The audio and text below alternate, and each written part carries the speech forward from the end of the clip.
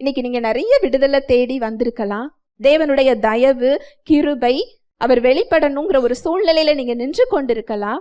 மிக மிக அடிப்படையான ஒரு சத்தியம், உங்களுடைய வாயின் வார்த்தைகளை குறித்து நீங்க தெரிந்து கொள்ளல, நாவின் அதிகாரத்தை குறித்து உங்களுக்கு தெரியல அப்படின்னு சொன்னா அந்த பலனை உங்களால என்ன செய்ய முடியாது? பார்க்க முடியாது. ஏன்னா ஜீவ விருட்சத்தின் கனி வெளிப்படுகிற இடம் எங்கதான் வெளிப்படுது? நாவின் மூலமாக. நான் முதல்ல இந்த சத்தியத்தை அறிந்து கொள்ளும் போது அவர் எல்லாம் செஞ்சிட்டாருன்னு தெரியுது. சிலுவையில் அவர் எல்லாமே கொடுத்திருக்கிறார். எல்லாமே கொடுத்திருந்தால் ஏன் நான் சுகத்தோடு இல்லை? ஏன் நான் பிரச்சனைகளை எதிர்கொள்ளுகிறேன்? ஏன் எனக்கு சோர்வு வருது, பலவீனம் வருது? முதல்ல சரி செய்ய வேண்டிய இடம் வெளியே இல்லை, எங்க? நம்முடைய நாவு, வாயின் வார்த்தைகள்.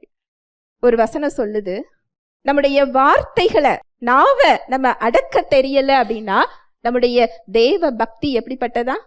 வீணானதுன்னு சொல்லி வசனம் யாக்கோபுல சொல்லுது. ஏன்னா அதுல அந்த பலன் என்ன செய்ய முடியாது? வெளிப்பட முடியாது. உங்க நாவுக்கு என்ன அதிகாரம் இருக்கிறது?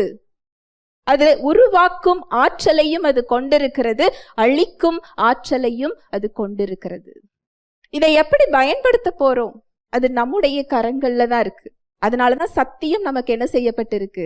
கொடுக்கப்பட்டிருக்கு. ஹல்லேலூயா.